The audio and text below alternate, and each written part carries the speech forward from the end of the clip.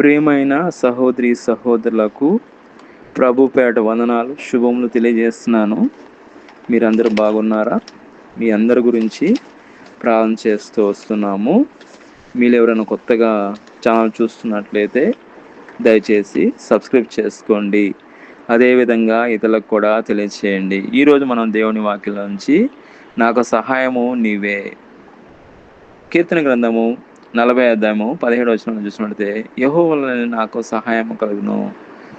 దేవుడే అండి మనకు సహాయం చేసేది. మనకు ఎవరు లేని పరిస్థితిలో, ఆదరణ లేని పరిస్థితిలో నువ్వు ఉన్నావా? గుండె చెదిరిన పరిస్థితిలో నువ్వు ఉన్నావా? ఓదార్పు లేని పరిస్థితిలో నువ్వు ఉన్నావా? నెమ్మది లేని పరిస్థితిలో నువ్వు ఉన్నావా? మనుషులు ఎవ్వరూ నిన్ను పట్టించుకునే పరిస్థితిలో నువ్వు ఉన్నావా? అయితే దేవుడే అండి నీకు సహాయం చేసేది. దేవుడే నీకు నెమ్మదినిచ్చేది. దేవుడే నీకు ఆదరణ ఇచ్చేది.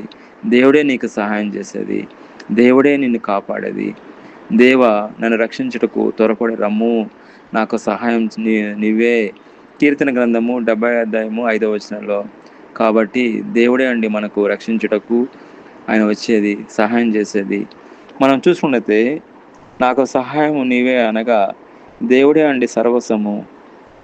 మనము దేవుడి మీద ఆధారపడినప్పుడు అద్భుతమైన సహాయం మనం పొందుకుంటాం. మనం దేవుడిని ఎప్పుడైతే నమ్ముతామో, ఆయన మీద ఆధారపడతామో, దేవుని యొక్క సహాయం అద్భుత రీతిగా, ఆశ్చర్యరీతిగా మనం పొందుకుంటాం. కాబట్టి మనము దేవుడి మీద విశ్వాసం పెట్టినప్పుడు దేవుడు తప్పకుండా మనకు సహాయం చేస్తాడు. అదేవిధంగా కీర్తన గ్రంథము 40 అధ్యాయము 17 వచనంలో చూసినట్లయితే, యెహోవా వలనే మనకు సహాయం కలుగుతుందండి. ఇంకెవ్వరు కూడా మనకు సహాయం చేయరు. మనుషులు డబ్బు ఉన్నంత వరకే మనల్ని పట్టించుకుంటారు. డబ్బు లేనప్పుడు మన జోలికి కూడా రారు. కానీ డబ్బు ఉన్నా డబ్బు లేకపోయినా, ఏం లేకపోయినా మనకు దేవుడే అండి దిక్కు. దేవుడే అండి అన్ని సర్వస్వము. దేవుడే మనకు సహాయం చేసేది. ఖచ్చితంగా నేను నీకు సహాయం చేయవాడను అంటున్నాడు దేవుడు. సిద్ధంగా ఉన్నాడు దేవుడు మనకు సహాయం చేయడానికి. మనం ఏ విషయంలో సహాయం కావాలో మనం ఎప్పుడైతే ప్రార్థన చేస్తామో దేవుడు తప్పకుండా మన ప్రార్థనలకు ఆయన జవాబు ఇవ్వడానికి సిద్ధంగా ఉన్నాడు. మనం ఎప్పుడైతే విశ్వాసం పెట్టి ప్రార్థన చేస్తామో దేవుడు మన జీవితంలో ఆయన గొప్ప కార్యం చేస్తాడు.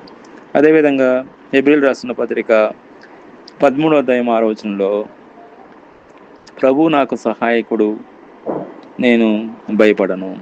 నీవు అప్పుల్లో ఉన్నావా? నెల వచ్చేసిందని భయపడుతున్నావా? లోన్లో ఇంటికి వస్తారని భయపడుతున్నావా? అప్పులలో మన ఇంటికి వస్తారని భయపడుతున్నావా? నువ్వు భయపడాల్సిన అవసరం లేదు.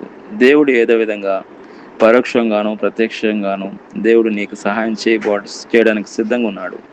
దేవుడు ఏదో విధంగా ఆయన ఆదుకుంటాడు. కీర్తన గ్రంథము 121వ కీర్తన 2వ వచనంలో, యెహోవా వలనే నాకు సహాయం కలుగును. ఆయనే అండి మనకు సహాయం చేసేది. ఆయనే మనల్ని ఆదరించేది. ఆయనే మనల్ని కాపాడేది.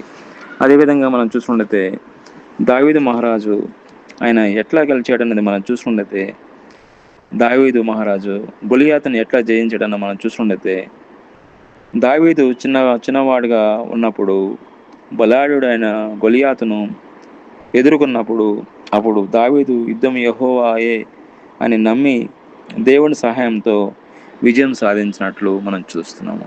కాబట్టి దావీదు చిన్నవాడే, కానీ గొలియాతును కూడా జయించాడు. ఎవరి వల్ల? యెహోవా వలనే, దేవుని వలనే మనం సహాయం పొందుతామండి. దేవుని వలనే మనం విజయం పొందుతాం. దేవుని వలనే మనం ఏదైనా సాధించగలము. కాబట్టి మనకు ఎవరు లేరని దిగులు పడకుండా దేవుని యొక్క వాగ్దానాలను బట్టి మనం ఎప్పుడైతే ప్రార్థన చేస్తామో ఆ విధంగా మనకు సహాయం దావీదుకు వచ్చిన విధంగా మనకు కూడా సహాయం మనం పొందుకుంటాము.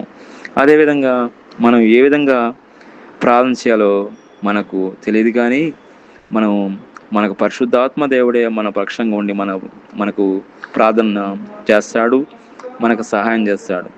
రోమీయులకు రాసిన పత్రిక 8వ అధ్యాయం 26వ వచనంలో, అటువలే ఆత్మ మన బలహీనతలను చూచి సహాయం చేస్తున్నాడు. ఎలా అనగా మనం యుక్తంగా మనం ఎలాగ ప్రార్థన చేయవలనో మనకు తెలియదు, కానీ ఉచ్చరింప సౌఖ్యం కానీ ఈ మూలుగులతో ఆ ఆత్మ తానే మన పక్షంగా ఉండి విజ్ఞాపన చేస్తున్నాడు. కాబట్టి మనం ఏ విధంగా ప్రార్థన చేయాలో పరిశుద్ధాత్మ దేవుడే మనలో ఉండి మనకు సహాయం చేస్తాడు. మనం చేయాల్సింది ఒకటే, మనం ప్రార్థన చేస్తే దేవుడు మనకు సహాయం చేయడానికి ఆయన సిద్ధంగా ఉన్నాడు. మనం ఉదాహరణ చూసినట్లయితే మనకు ఏదైనా ఎమర్జెన్సీ యాక్సిడెంట్ అయినప్పుడు మనం ఏం చేస్తాము? 100కి డయల్ చేస్తాం. 100కి డయల్ చేయగానే పోలీసు వాళ్ళు లిఫ్ట్ చేస్తారు. అదేవిధంగా అంబులెన్స్కి కూడా కాల్ చేస్తాం. వాళ్ళు సహాయం చేయడానికి వాళ్ళు సిద్ధంగా ఉన్నారు. అదేవిధంగా మన పక్షంగా దేవుడు ఉన్నాడు కాబట్టి మనకు కూడా దేవుడు సహాయం చేయడానికి ఆయన కూడా సిద్ధంగా ఉన్నాడు. మనం ఎప్పుడైతే విశ్వాసంతో మనం మొరపెడితే దేవుడు మన ప్రార్థన విని మనకు జవాబు ఇవ్వడానికి ఆయన సిద్ధంగా ఉన్నాడు. దేవుడు వాక్యం దీవించిన గాక. ప్రార్థన. ప్రియమైన మా పరలోక తండ్రి, యేసుక్రీస్తు ప్రభు పరిశుద్ధ నామమును బట్టి మీ సన్నిధికి వస్తున్నాం దేవా. ఎక్కడైతే 2-3 మీ నామములో కూడి ప్రార్థన చేస్తారో అక్కడ మీరు ఉంటానా దేవా. నేను ఈ సమయంలో మీరు వాక్యం ద్వారా మాట్లాడిన విధానం బట్టి మీకు స్తోత్రం. వాక్యం మా జీవితంలో ఫలింపచేయమని ప్రభువైన యేసుక్రీస్తు నామములో ప్రార్థన చేస్తున్నాం తండ్రి. ఆమేన్.